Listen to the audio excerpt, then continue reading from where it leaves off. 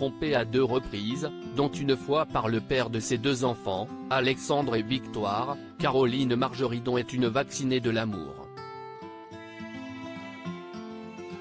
Pourtant, cela n'a jamais empêché la célèbre acheteuse de l'émission Affaires conclues d'enchaîner les histoires de cœur. Après s'être confiée sur les 3 premières dans son livre intitulé Libre, et paru aux éditions Plomb, la jolie blonde n'a pas manqué d'évoquer son 4e amour, un homme qu'elle a rencontré alors qu'elle s'y attendait le moins. Il aura fallu l'invitation d'un célèbre ami journaliste sportif, Daniel Leclerc, célèbre visage du service des sports de Antenne 2 qui a collaboré avec Léon Zitrone qui officie pour France Télévisions depuis 2003, pour que Caroline Margeridon retrouve le bonheur.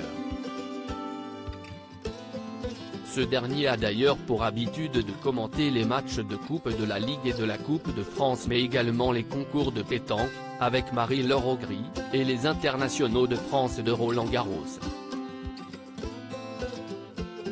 Mon ami Daniel Leclerc organise le tournoi de pétanque de Paris des personnalités, qu'il aime appeler la croisière s'amuse. Daniel me demande pour la 17e année consécutive de venir à sa soirée pétanque qui se déroule à 5 minutes de chez moi. Comme à mon habitude, je refuse. Je déteste les soirées mondaines, encore plus celles que je n'organise pas.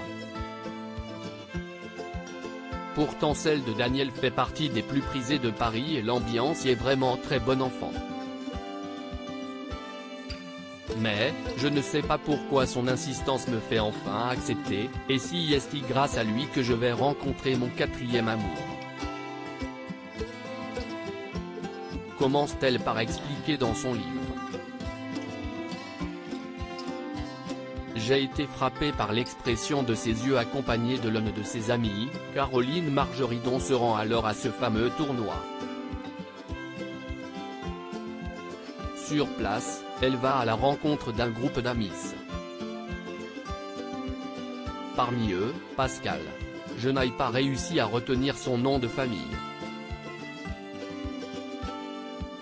Si est pour cela, et jusqu'à aujourd'hui, qu'il se nomme Pascal Pétanque dans mon téléphone.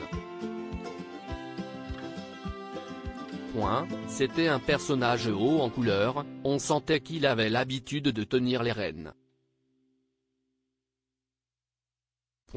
J'ai été frappé dès le début par l'expression de ses yeux, des yeux d'enfant, rieurs, heureux, nostalgiques, parfois mélancoliques, explique-t-elle avant de préciser, nous avons terminé la soirée ensemble avec une bande de personnes que nous ne connaissions pas.